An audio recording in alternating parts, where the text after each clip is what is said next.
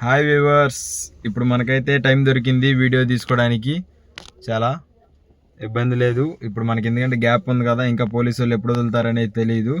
కాశీలో జరిగిన కొన్ని సన్నివేశాలు మీకు చెప్పడానికి వీడియో తీయడానికి వీలు పడలేదు. ఎందుకంటే నా ఫోన్లో అప్పుడు కూడా ఛార్జింగ్ తక్కువ ఉంది. ఒక పాయింట్, రెండో పాయింట్ వచ్చేసరికి సోలో డ్రైవింగ్ కాబట్టి, ఒక్కనే కాబట్టి డ్రైవింగ్ చేసుకోవటం, మధ్య మధ్యలో వీడియోస్ తీయటం అనేది కొన్ని సందర్భాల్లో కుదరలేదు.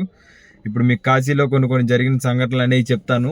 కాశీలో మనం దిగంగానే ఆటో వాళ్ళు వచ్చి వెంబడబడతారు. ఫస్ట్ ఎక్కడికి వెళ్ళాలని చెప్పని మనమైతే ఫస్ట్ కాశీ రంగాల్లో ప్రిఫర్ చేసేది రూమ్. ఎందుకంటే చాలా లాంగ్ డిస్టెన్స్ జర్నీ చేసి వచ్చుంటాం కదా, కొంచెం రెస్ట్ కోసం అని చెప్పని రూమ్ కోసం అని ఎతుకుతాం.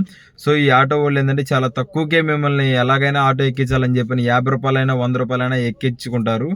ఓకే, అది బెటరే. కాకపోతే వాళ్ళు రూమ్ దగ్గరికి అని చెప్పని తీసుకెళ్ళి అక్కడ రూమ్ పర్ నైట్ 4000 కూడా ఉంది. Non AC, only non AC. అది ఇళ్ళ మధ్యలో లేదనుకుంటే ఎక్కడ చిన్న హోటల్ లాంటివి అయ్యి రూమ్స్. పెద్ద పెద్ద వాటిలో అయితే 10,000 కూడా అడుగుతున్నారు. అది ఆటో వాళ్ళు తీసుకొని వెళ్తారు. మరి వీళ్ళకి మార్జిన్ ఎంత వస్తుంది అనేది నాకు ఐడియా లేదు ఎగ్జాక్ట్గా అయితే. సో అదొకటి. మళ్ళీ గుడి దగ్గరికి వెళ్ళేటప్పుడు మీరు ముందుగా ఫుడ్ తినేసి వెళ్ళండి. ఎందుకంటే అంటే చాలా క్రౌడ్ ఉంది. ఎంత క్రౌడ్ అంటే మీకు ఆల్రెడీ ప్రీవియస్గా పెట్టిన వీడియోలో చూసే ఉంటారు మీరు. చాలా క్రౌడ్గా ఉంది. సో ఫుడ్ తినేసి వెళ్ళండి. కానీ ఈ ఫుడ్ దగ్గర కూడా మాకు ఒక అన్యాయం జరిగింది.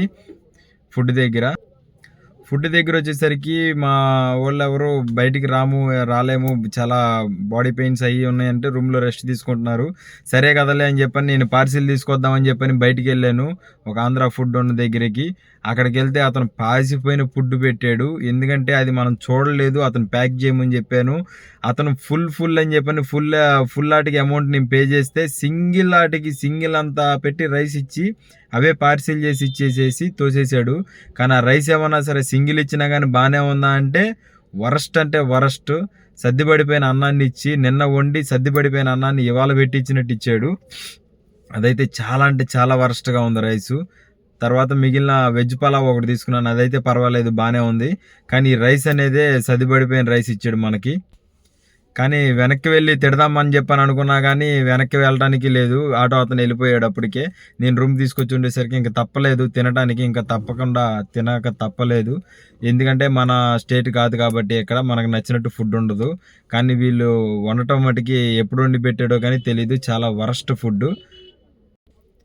మీకు ఇంకా ఇక్కడ వచ్చేసరికి షాపింగ్కి వెళ్ళాలనుకుంటే మీరు రుద్రాక్షలు కానీ, లేదనుకుంటే పిల్లలకి దండలు కానీ, లేదనుకుంటే ఇంకా ఏ ఇతర వస్తువులైనా, ఇప్పుడు గంగాజలం లైక్ చెంబులో ఉన్న గంగాజలం కానీ ఇవన్నీ వచ్చేసరికి మీకు ఘాట్ల దగ్గరే అమ్ముతారు.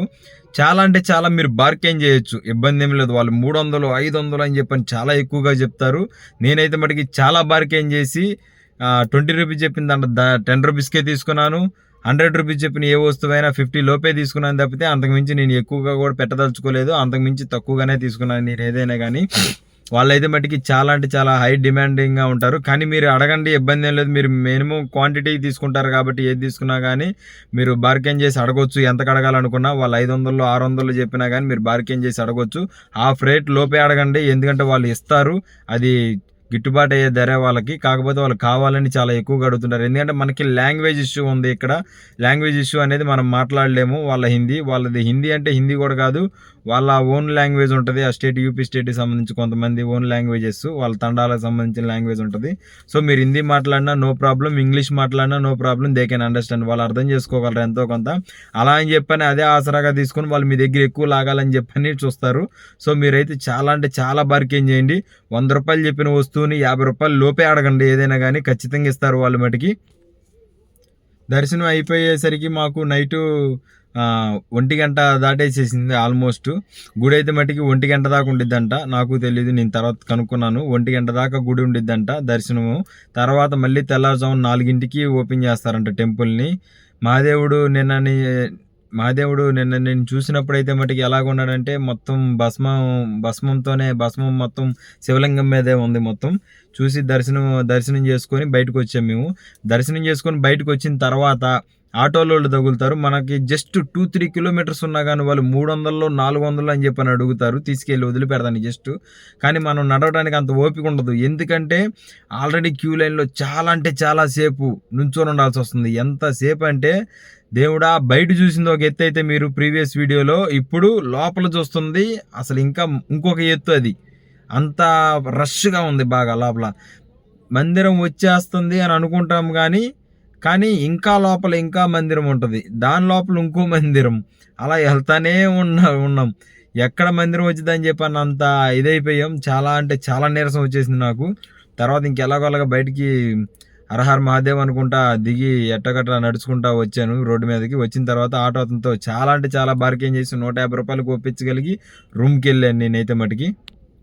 రూమ్‌కెళ్ళి పడుకునేసరికి టైం 2 అయిపోయింది.